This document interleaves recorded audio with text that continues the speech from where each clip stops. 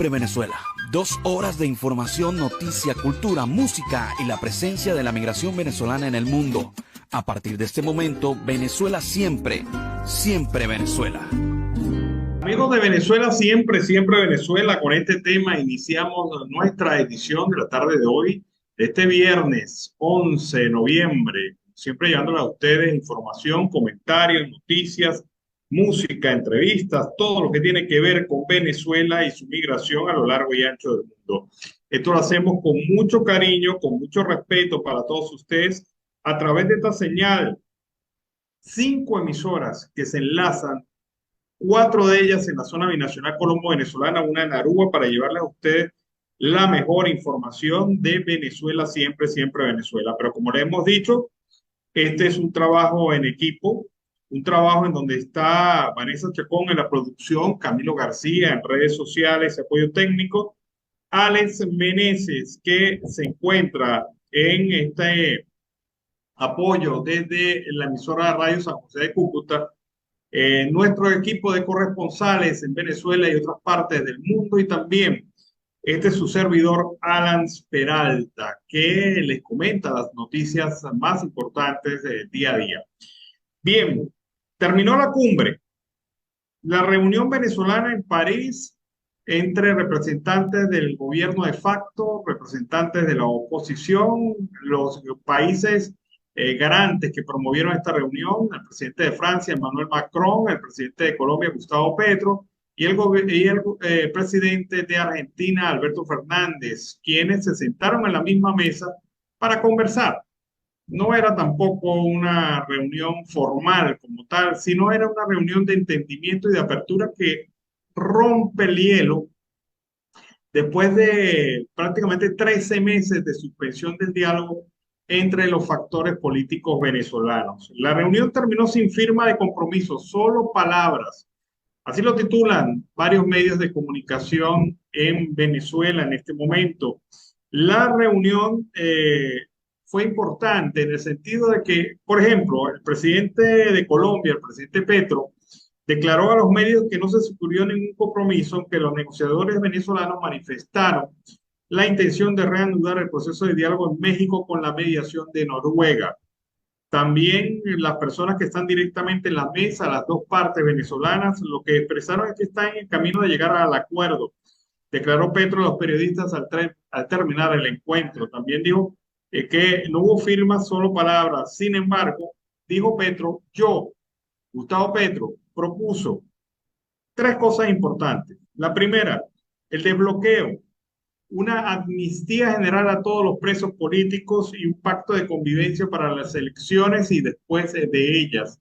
3 aspectos fundamentales para tratar de romper este sin salida, este callejón sin salida en el cual se ha convertido el tema venezolano. En la reunión también participaron la ministra de Asuntos Exteriores de Noruega, Anniken Huitfeldt, los cancilleres de Colombia, Álvaro Leiva, y de Argentina, Santiago Cafiero. El encuentro fue promovido por Macron, quien dijo que la negociación entre el régimen y la oposición tiene que retomarse lo antes posible en México, primero con un acuerdo humanitario y después con garantías políticas para la próxima reunión. La situación es interesante, han dicho algunos especialistas y analistas sobre este tema, porque lo que se buscaba, aparentemente se logró. Lo que se buscaba es que se volviera a hablar del tema del diálogo y la solución pacífica a los problemas de Venezuela, pero esto no se había logrado, a pesar de sonar algo posible, algo sencillo, algo posible. Estas conversaciones no se han logrado reactivar durante mucho tiempo. Sin embargo, fue Francia quien ha logrado, y a través del presidente Macron, la posibilidad de que ya se empiece a hablar seriamente del tema de la reunión y encuentro en México. Por otra parte, Juan Guaidó, el líder opositor reconocido como presidente interino por un grupo de países, entre ellos Estados Unidos, realizó una visita a la ciudad de Valera en el estado Trujillo, en donde aseguró que Maduro será derrotado, incluso se adelanta la elección presidencial correspondiente al año 2024.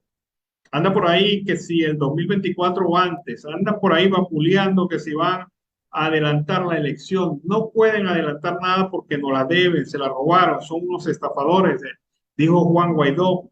Si quieren poner fecha a esa elección antes, pongan la fecha que los vamos a derrotar de punta a punta con la unidad y en la calle, en este movimiento en el que te va a derrotar, afirmó Juan Guaidó refiriéndose al presidente de facto Nicolás Maduro. Desde la entidad andina, Guaidó dijo que su esfuerzo en este momento es exigencia de la fecha para la elección presidencial que nos debe para lograr la reunificación de Venezuela. Seguimos creyendo en un propósito común que todos tenemos, recuperar la libertad y la democracia en este país, ha dicho el presidente encargado de Venezuela, el señor Juan Guaidó. Por otra parte, en otra orden de ideas, Deutsche Welle, la televisora alemana oficial, ha realizado un trabajo en Venezuela sobre las alternativas que están buscando los emprendedores venezolanos para alcanzar el microfinanciamiento que necesitan para soportar sus emprendimientos. Ante el encarecimiento del crédito y la desaparición del crédito bancario, se están aplicando técnicas muy conocidas en el mundo oriental, específicamente en la India, donde Muhammad Yunus empezó a realizar el Banco de los Pobres. Y esta idea del Banco de los Pobres también empieza a funcionar en Venezuela. Veamos el trabajo de Deutsche Welle. Financiación privada por montos equivalentes a los $3.000 como máximo. Esto es lo que hace Pídelo, un microemprendimiento impulsado en Venezuela. Además, defienden que en las barriadas el nivel de cumplimiento es muy alto. Vimos que la banca, por tema de país que ya todos sabemos, no estaba llegando a las barriadas populares, pero yo creo que aquí hay un nicho de mercado. Y nosotros sabíamos de ese momento que la tasa de morosidad era muy baja. La gente paga bien en esos estratos, paga muy bien. Pídelo surge en el contexto de la casi desaparición de la banca venezolana. En 2018, las entidades financieras peleaban con una descomunal inflación del 130.000 anual y una depreciación del bolívar. Todo ello fruto de la crisis económica que redujo el 80% del Producto Interior Bruto de Venezuela entre 2014 y 2020. Esta iniciativa es muy apreciada en las afueras de Caracas, como en Petare, un barrio caraqueño de efervescente comercio, pese a las limitaciones económicas. Valoran además la rapidez en obtener la financiación y la sencillez del proceso. Bueno, muy buena porque uno como que se impulsa, pues. Más que todo te impulsa, te ayudas a invertir y ayudarte porque por el banco, oye, se tardan, te piden muchos papeles y en mucho el de protocolo pues, es como muy largo, pues. Porque yo lo intenté pedir, pero de verdad que después lo dejé así, pues. Los receptores del microcrédito obtienen además cursos de capacitación y se forman grupos de 5 a 10 beneficiarios que actúan como fiadores entre sí en el proyecto. Si uno no paga, los otros deben cubrirlo. Si todo el mundo se monta en esa ola desde el punto de vista de crecimiento, si llegas a tener pues kiosquitos, bodeguitas, que son muy pequeñas y con un pequeño financiamiento pueden pues ampliar un poquito más, generar una mayor oferta para su comunidad. Bueno, todo eso es favorable, todo eso es positivo porque al final pues te está generando sostenibilidad, te está generando un cierto nivel de empleo, aunque sea informal. El problema es que la cartera de crédito de la banca venezolana es apenas del 1% del Producto Interior Bruto. Brasil alcanza en torno al 70% y Colombia el 54%, según datos del Banco Mundial. Mientras Venezuela recupera el pulso crediticio, iniciativas privadas tratan de dar impulso a una economía venezolana a años luz de lo que una vez fue. Bueno, este reporte de Deutsche Welle muestra cómo la gente se la inventa. Sí, es sencillo. No hay crédito por la banca, no hay acceso a crédito por la banca formalizada y entonces se acuden a mecanismos como los aplicados por Yunus en la India, que lograron la creación del Banco de los Pobres y con ese banco y ese mecanismo de financiamiento se ha logrado dar apertura a pequeñas líneas de crédito para empresas y emprendimientos en el país. El Colegio de Médicos desmiente el show montado por Tarek William Saab sobre los trabajadores de Tía Panchita que fueron detenidos. Sí son profesionales graduados, ha dicho el Colegio de Médicos de Venezuela. Esto en relación a las declaraciones del fiscal del régimen, quien aprovechó el show mediático relacionado con el señor Chino Miranda y procedió a dañar la reputación y la imagen masivamente de 4 profesionales que fueron detenidos. En un comunicado, el Colegio de Médicos del Distrito Metropolitano de Caracas informó que los médicos Victorio Domínguez y Leonel Sotillo son miembros titulares de la institución, además reconocidos como especialistas en psiquiatría, por lo cual estaban ejerciendo legalmente la medicina y están avalados por la institución, y no como dijo Tarek William Saab, de que estos eran unos piratas, que esta era una persona que no tenían título profesional. Aseguró el colegio que en esta situación se les ha hecho un daño importante a las personas allí señaladas. Recordemos que la Fiscalía 30 y la Fiscalía 46 investigan el caso de Chino Miranda, quien se encontraba ingresado en el Centro de Rehabilitación de Drogas y Alcohol Tía Panchita por problemas de adicción, y posteriormente fue trasladado a la clínica privada del Cedral por orden de un tribunal. Así están las cosas. Aquí en Venezuela a cualquiera se le daña la reputación, la imagen pública, se le inventan infamias por parte de funcionarios del régimen y todo pasa por debajo de la mesa porque no se sanciona, y más si esta situación viene de un alto representante de la justicia venezolana que debe ser equilibrado y fiel a la ley, como lo debe ser, lo debería ser el fiscal, así sea de facto, pero por lo menos lo debe aparentar el Tarek William Saab. Bueno, amigos de Venezuela Siempre, Siempre Venezuela, con este tema iniciamos el segundo segmento del programa en la tarde de hoy, viernes 11 de noviembre del 2022. El ministro español de Asuntos Exteriores, José Manuel Álvarez, se reunió en París con los negociadores venezolanos del proceso de México, Jorge Rodríguez y Gerardo Blay, a quienes expresó su plena disposición para acompañar en este camino. Rodríguez, del gobierno de Maduro, y Blay, de la oposición que lidera Juan Guaidó, se reunieron con Álvarez, primero por separado y luego de manera conjunta en la Embajada de España en Francia, donde el ministro se encuentra para participar en el Foro de París por la Paz. Los negociadores y el presidente de Colombia, Gustavo Petro, también se reunieron con Álvarez. En esta reunión también estuvo el presidente de Francia, Emmanuel Macron, informaron fuentes colombianas. La idea, según el embajador español, es facilitar el proceso para acompañar el camino del diálogo en Venezuela. Así que España, otro país que manifiesta su intención de apoyar este proceso y sobre todo la reactivación del diálogo en México. Por otra parte, también recordemos que el presidente de Colombia, Gustavo Petro, hizo, entre otras propuestas, la propuesta de una amnistía general en Venezuela para los presos políticos. La oficina en Washington para Asuntos Latinoamericanos, WOLA, cuestionó la propuesta del presidente colombiano Gustavo Petro de que se aplique una amnistía general en Venezuela en el marco del proceso de negociación entre el régimen de Nicolás Maduro y la plataforma unitaria. Si bien destacó que el acompañamiento internacional es necesario y que Colombia puede jugar un rol positivo en estas conversaciones, la presidenta de WOLA, Carolina Jiménez Sandoval, advirtió que sugerir una amnistía general en el contexto de graves violaciones de derechos humanos no augura un buen inicio de las conversaciones.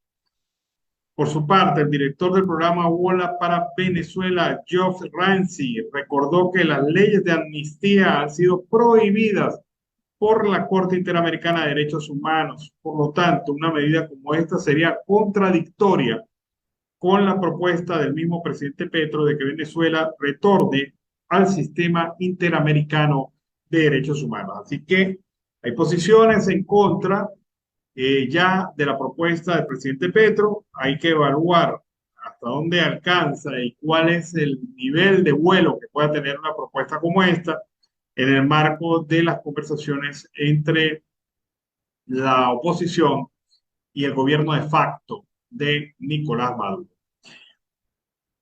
Nickmer Evans, candidato presidencial, candidato a las primarias en Venezuela y busca también el favoritismo para ser el candidato de la oposición en el país, ha solicitado a la Comisión Electoral de las primarias una reunión urgente de todos los candidatos, de todos los precandidatos, para alcanzar acuerdos necesarios, entre otras cosas, para enfrentar un posible adelantamiento de las elecciones por parte del régimen de facto. Pero escuchemos lo que dice Nickmer Evans sobre este y otros temas. Le pedimos de inmediato a la Comisión Nacional de Primarias que efectúe una reunión con los precandidatos y los equipos de los precandidatos sean integrados a los equipos de trabajo de esta Comisión Nacional de Primarias. Hasta ahora, los precandidatos que hemos asumido participar en la primaria nacional no hemos sido convocados a reunión conjunta. Las reuniones han sido bilaterales con Omar Barbosa, que es el secretario de la Plataforma Unitaria.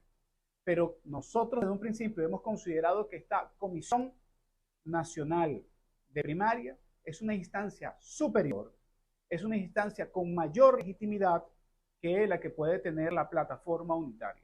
Y consideramos que esta comisión electoral tiene la suficiente autonomía para iniciar el proceso de articulación con todos los precandidatos y o candidatos a la primaria presidencial.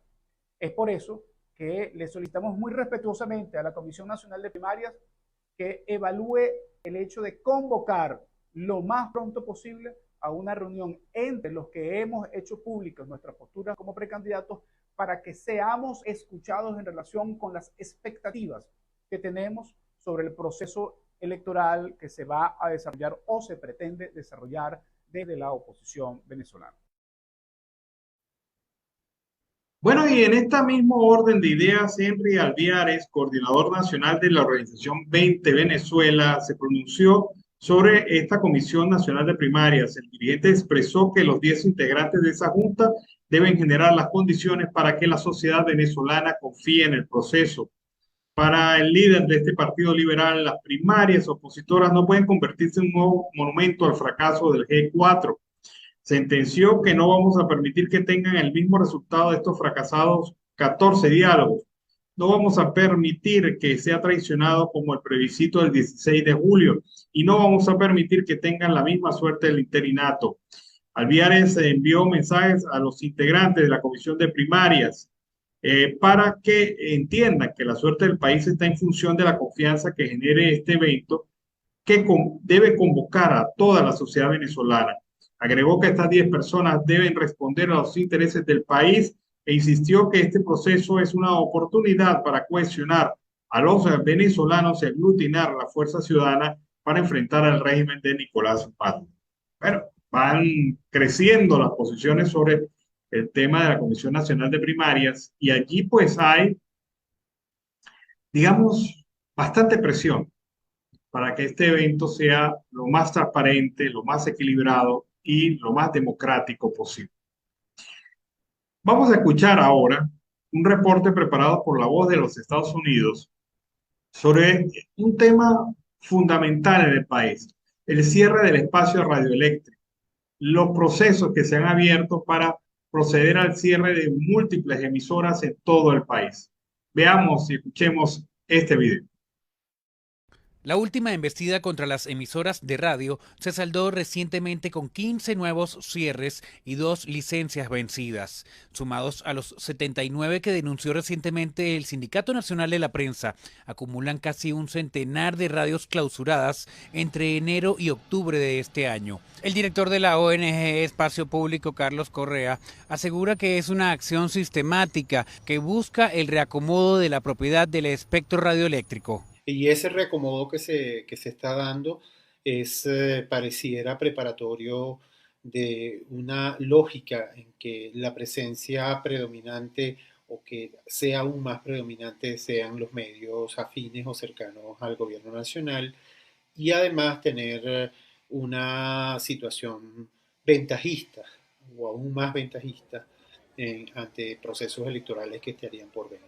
El dirigente opositor Elías Sayek indicó que esta situación deja sin empleo a más de 1.500 personas. Familias que han perdido su sustento, simplemente porque, bueno, Conatel decidió, a través de una decisión administrativa, que ellos se tenían que quedar sin trabajo y que, bueno, vaya usted a ver cómo le dan un sustento ahora a su familia. Diosdado Cabello, considerado como segundo al mando en el gobierno, justificó el cierre masivo de emisoras de radio, alegando que la libertad de expresión no es de los medios, y enfatizó que las concesiones de radio no se heredan y no se pueden vender sin autorización del ente regulador porque la frecuencia le pertenece al Estado.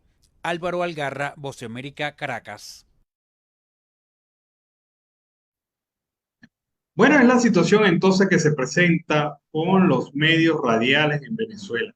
Es que hay que reconocerlo, no hay que ser un genio para entender que la estrategia del gobierno es cerrar las opciones independientes de comunicación en el país, llámese medios tradicionales, llámese nuevos medios, llámese medios digitales. El gobierno pretende un control absoluto por todos lados, evitar que la información fluya libremente, que la opinión, el disenso pueda ser conocido en Venezuela.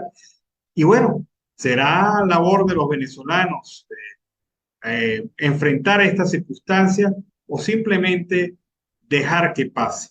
Pero hay que tomar posición, hay que tomar partido frente a esta realidad. Bueno, y con este tema iniciamos nuestra segunda hora y el tercer bloque en el programa Venezuela Siempre, Siempre Venezuela. Y como siempre, a esta hora le damos la bienvenida al señor Carlos Uzcategui el Miura, que nos va a comentar varias de las informaciones importantes hasta este momento. Buenas tardes, Carlos, ¿cómo estás? Muy buenas tardes, Alan Peralta, y por supuesto a la audiencia del programa Siempre Venezuela, Venezuela Siempre. Espero que estés bien y por supuesto ya en el comienzo del Happy Weekend largo aquí en Colombia. Bueno, te cuento, Carlos, que la gente salió de la reunión en París. El representante Rodríguez, Jorge Rodríguez, del gobierno de facto, el representante de la oposición, el señor Gerardo Blay, se reunieron nada más y nada menos que con cuatro presidentes, porque estuvieron con Macron, estuvieron con Fernández, estuvieron con Petro, estuvieron también con el embajador de España, estuvieron también con la embajadora delegada de Noruega, estuvieron con varias personas que le acompañaron a esa reunión, por lo menos solitos no estaban. Y comieron bien, no, bebieron bien y estuvieron bien acompañados allá, Carlos. Pero como lo dijo bien claro Petro, aquí se habló de todo, pero no se firmó nada. O sea, se conversaron los temas y aparentemente hay el acuerdo de reanudar las conversaciones de México a raíz de esta intermediación de todos estos presidentes. ¿Cómo viste la reunión?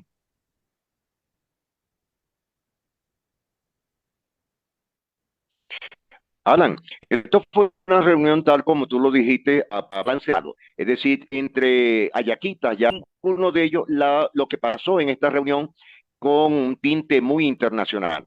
Si nos ponemos a ver esto, la intermediación del presidente de Francia, Macron, es muy importante, ya que aperturó un punto estratégico hacia la apertura en un proceso entre la oposición venezolana y el régimen de facto de Nicolás Maduro. Ahora, ¿qué hablaron? ¿Cuál fue el versamiento del tema? Eso no lo sabemos todavía.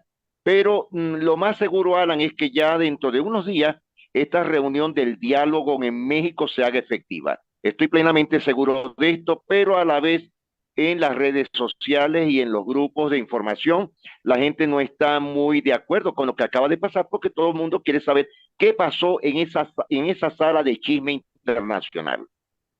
Bueno, es que te cuento que las conversaciones y diálogos de este nivel y generalmente entre facciones enfrentadas de un país, pues siempre se ha vuelto tradicional que lo mediático no sea lo prioritario.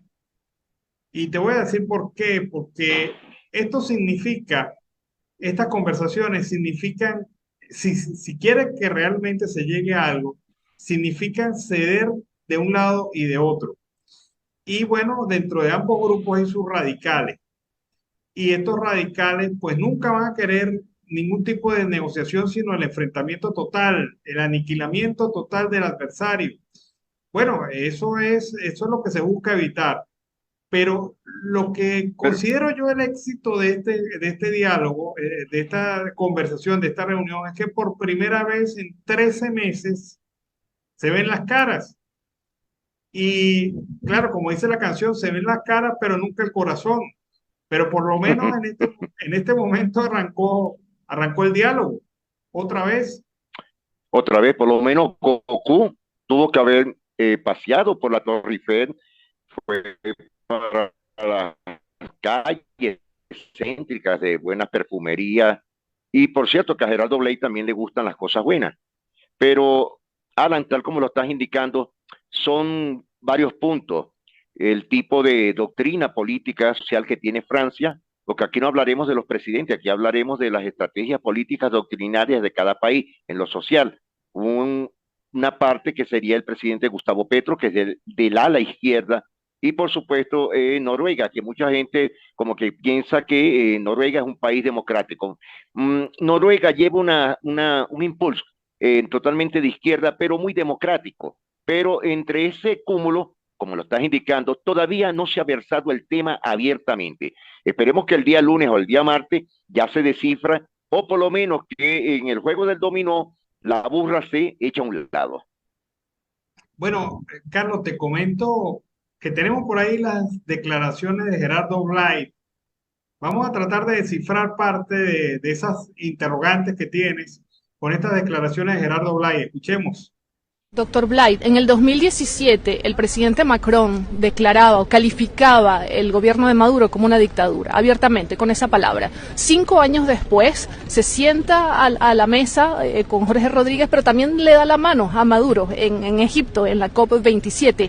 ¿Cómo interpreta usted ese acercamiento de Macron a Maduro? Yo creo que Macron es un demócrata, pero que entiende bien que hay que buscar soluciones y no nos podemos quedar estáticos en una fotografía de un momento determinado. El mundo cambia, las situaciones cambian y las necesidades también cambian. O sea que ya en Venezuela no hay una dictadura. Eso no lo he dicho yo y creo que Macron tampoco ha dicho, el presidente Macron tampoco ha dicho eso, ni ninguno de nosotros ha dicho eso. He dicho que las situaciones cambian y las fotos estáticas no son una realidad en la cual nos podemos quedar parados. Si el mundo cambia, nosotros tenemos la obligación de utilizar las mejores herramientas que tengamos para buscar la democracia y la libertad en Venezuela. Y si necesitamos hacerlo a través de este proceso de negociación, lo vamos a hacer para ese fin. No perder el foco nunca. Los caminos pueden ser distintos, pero el foco tiene que estar centrado en el mismo fin: libertad, democracia y respeto al ciudadano, a los derechos humanos, respeto a un sistema judicial imparcial, una reinstitucionalización democrática en el país y la posibilidad de que podamos rehacernos como nación. Bueno, ahí queda esa pelota. ¿Cómo interpretas tú las declaraciones de Blay?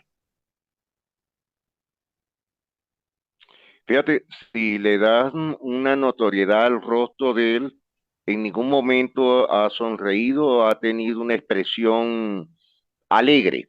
Si me lo estás preguntando a mi juicio muy personal, Alan, y a la audiencia, yo veo esto como un juego de gallo, es decir, un kikiriwiki entrampado.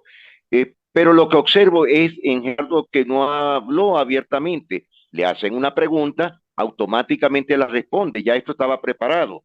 Ahora, él lo habla de un punto, no, el presidente Macron democráticamente, perfecto, estoy de acuerdo totalmente con esta conversación, pero Alan, ¿qué tiempo más se está perdiendo en el país con una situación crítica como lo está pasando Venezuela en estos momentos? Y no le veo una sustanciación verdadera a este diálogo. Habiendo otros personajes o dirigentes políticos de envergadura, escogen a los mismos de siempre. Es un punto de vista muy personal. Y Gerardo, en algunos puntos, no ha podido fraguar realmente una estrategia política democrática. Y esto está abierto para todo el mundo porque hemos visto las pocas soluciones que él le ha podido dar a Venezuela en este término. Bueno, te voy a decir cómo lo veo yo. Yo veo que tienes razón, están jugando con una papa caliente y Total. nadie se quiere quemar, nadie se quiere quemar, ni el gobierno ni la oposición. Pero hay un punto sobre la mesa muy tentador para el gobierno Por supuesto. y es el punto de los 3.000 millones de dólares que el gobierno de los Estados Unidos ya lo ha reiterado varias veces, estaría dispuesto a liberar de los fondos que tienen retenidos, creo que 17.000 millones de dólares es lo que está retenido por parte del gobierno de los Estados Unidos al régimen de facto, a Venezuela por la situación del régimen de facto. Y esos 3.000 millones de dólares administrados por las Naciones Unidas vendrían a atender el tema de la emergencia humanitaria compleja. ¿Por qué el gobierno debería estar interesado en esos recursos? Obviamente nadie se los va a dar porque ya saben cómo son estos locos que cuando agarran la plata Así es. se vuelven malandros y se vuelven, compran de todo y hacen cualquier cosa y no hacen lo que se tiene que hacer, que es Por invertirlo en el supuesto. pueblo. Ahora, en una fecha preelectoral, digamos que Maduro logre consolidar la idea de lanzar esas elecciones en el último trimestre del 2023 o en el primer trimestre del 2024, a él le conviene crear en el país una sensación de bienestar y de recuperación. Y eso solamente lo pueden garantizar en este momento los 3.000 millones de dólares que se invertirían en diversas áreas en Venezuela en el plan de recuperación de la emergencia humanitaria compleja, así sea administrado esos recursos por las Naciones Unidas. Es decir, sí, ellos permitirían eso. Alan, pero me estoy acordando de un tema que tú abordaste y desde que escuché la conversación en la entrevista de Gerardo Blay, depende de lo que comentaste hace unos días. Hay posibilidad de acuerdo en ese todavía de este punto, un análisis muy personal. ¿Será que Maduro está como negocia también su salida del país? Porque están ahí los indicativos son increíbles, Alan. Y recuerdo lo que tú habías versado en el tema de una posible salida del presidente de facto Nicolás Maduro Moro. bueno, es que no tengan tan seguro, y lo digo y lo hemos dicho muchas veces en este programa, que Maduro sea el candidato al chavismo.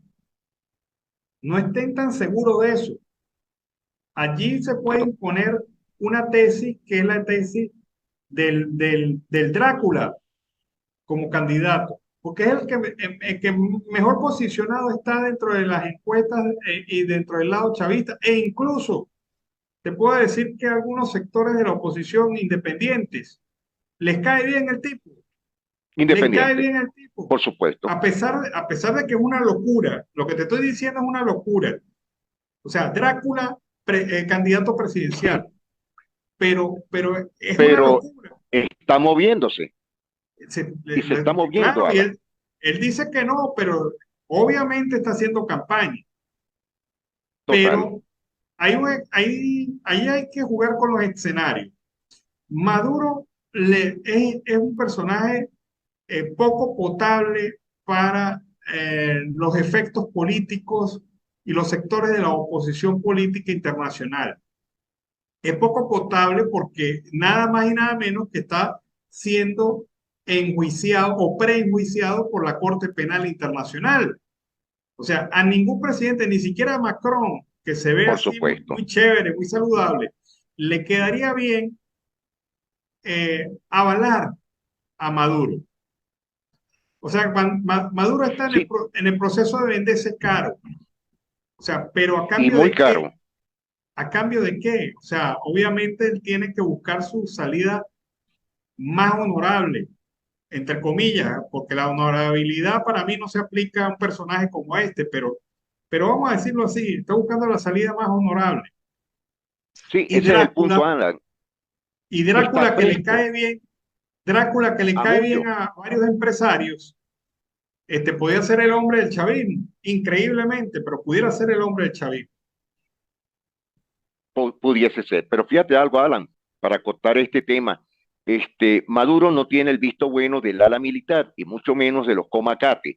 Es decir, que él está en otro punto de mirada, porque ahí el número dos, que sería Diosdado Cabello, que no tiene absolutamente un punto para llegar ni siquiera a ser candidato, porque tiene rechazo tanto nacional y de otro tipo de ministerios. Pero y se indica este precandidato virtual, porque él asomó una vez la idea y lo mandaron a decir, cállese la boca, Chito, porque aquí va el presidente. El presidente, por O por B, si le quitamos la maquinita esa de Van Mapping, Alan, mira, no saca, pero ni siquiera el 0.5% a nivel nacional. Votarían por él los hijos, los nietos y los nietos y la familia de Cilia Flores.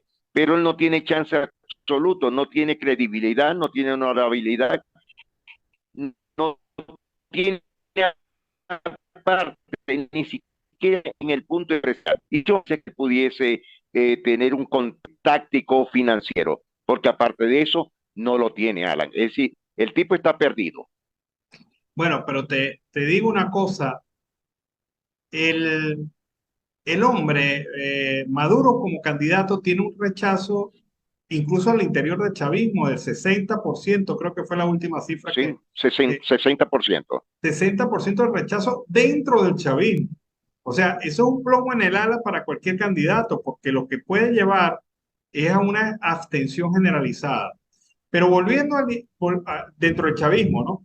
Pero volviendo al tema original de este diálogo, el gobierno es el principal interesado en que se liberen los 3.000 millones de dólares, Por supuesto. pero va a pedir en la oposición algo a cambio. ¿Qué va a hacer? ¿Qué van a privilegiar? El tema de los presos políticos. Eso sería Por supuesto. extraordinariamente humanitario y positivo. Petro propuso hoy tres cosas. Destrabamiento de las conversaciones, que ya se está viendo. Que ya se está viendo. La amnistía general de los presos políticos. Y el tercer tema, elecciones, acuerdos, pactos por las elecciones. Lo de la amnistía Por supuesto. es el punto. El punto, si lo declara como amnistía, pues ya hay incluso oposición dentro de los Estados Unidos, porque esta no es la figura que debería generarse. Según la gente de WOLA, que es la representación de los Estados Unidos en materia de relaciones en Latinoamérica. Habría que ver cuál es el mecanismo, pero obviamente son 3.000 millones de dólares. No te lo van a dar de gratis. Algo tendrás que No, dar. para nada. Algo tendrás Y que hacer. acuérdate algo que está en Pico de Zamuro y con la pava macha, el tesoro de la nación en Inglaterra, el oro, que eso también tiene que ver muchas cosas, porque de pasar esta situación de los 3.000 millones de dólares, presumo, que Inglaterra cedería ante el régimen de Nicolás Maduro. No, Ojalá que no. no, Pero fíjate, lo ¿tú que va a crees? pasar. Dime, Carlos. Para terminar la acotación de Nicolás Maduro en el rechazo, ¿tú sabes quién es la persona que más rechazo tiene en el factor gremial, sindical y profesional? Nicolás Maduro Moro. Toda la gente lo llamó, le hizo ese impulso de que él era el presidente obrerista. Mira, Alan, él fue simplemente un delegado sindical en la construcción del metro, y eso hace muchos años. Pero él del sindicalismo no sabe absolutamente nada. Fíjate que todos los monigotes que él colocó dentro de las federaciones, como la Central Bolivariana de Trabajadores Bolivarianos de Venezuela, que hasta el punto que todavía no está firme y declarada en el Ministerio del Trabajo. Él simplemente le hicieron esa moción, pero absolutamente él tiene rechazo principal. ¿Cuál es el factor sindical a nivel nacional? No tiene absolutamente credibilidad. Es decir, que él de unas votaciones verdaderas no llegaría ni siquiera a un porcentaje alto, llegaría después de la ambulancia. Bueno, pero ahí está el juego político que se ha abierto a partir de hoy. El juego político en donde, por supuesto, obviamente, pues lo que sí tenemos claro es que se va a reactivar lo de México. El chavismo va a buscar crear un clima de esperanza en el tema de Venezuela para el próximo año, un tema de quizás de recuperación del país, obviamente con escapulario ajeno, con lo que va a invertir claro, administrar, perdón, las Naciones Unidas, porque los recursos son de los venezolanos. Pero por supuesto, en ese juego de ajedrez es ceder, y como dicen en Colombia, van a tener que tragar mucho sapo de lado y lado.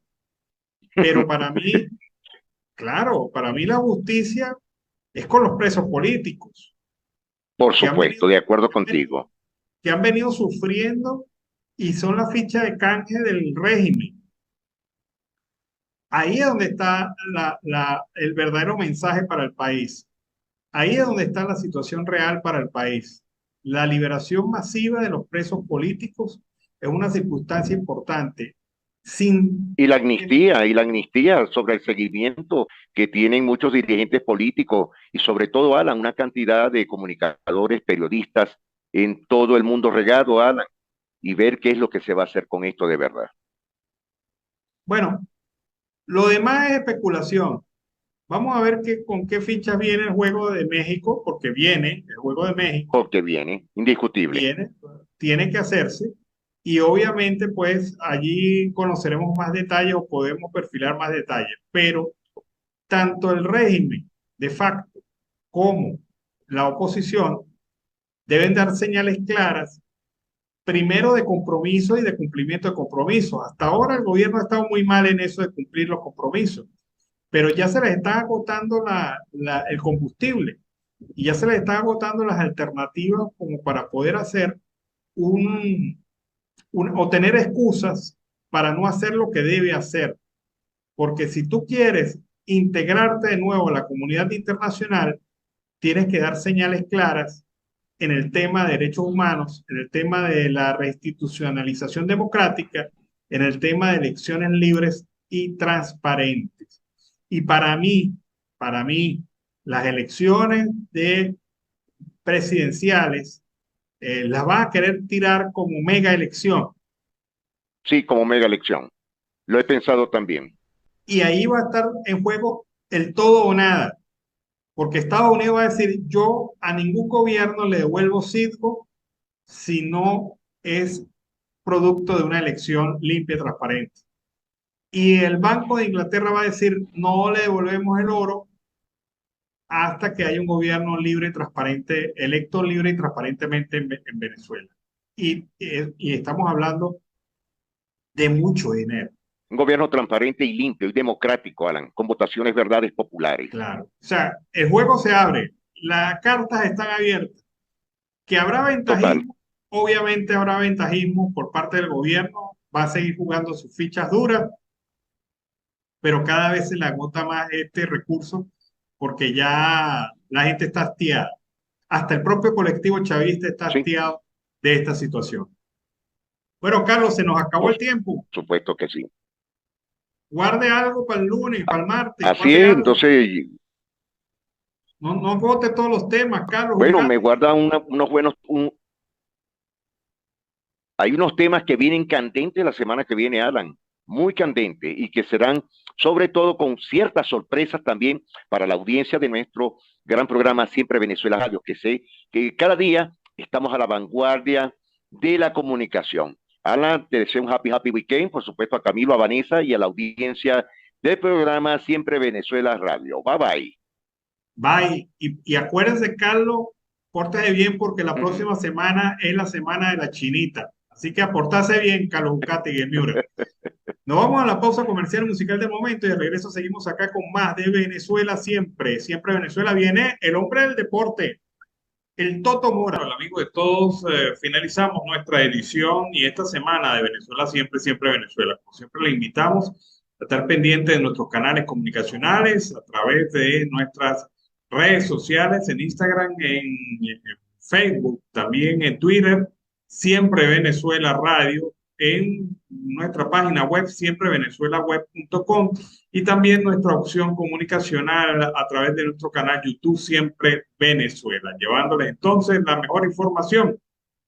Los esperamos el próximo martes porque es feriado largo en Colombia y bueno, vamos a cumplirlo, pero no pierda el chance, no pierda la oportunidad de este fin de semana o a cualquier momento ver cualquiera de nuestras ediciones, cualquiera de nuestros recursos comunicacionales para estar informado día a día, porque ahí se sigue trabajando 24 horas. Nos despedimos. Hasta la próxima semana.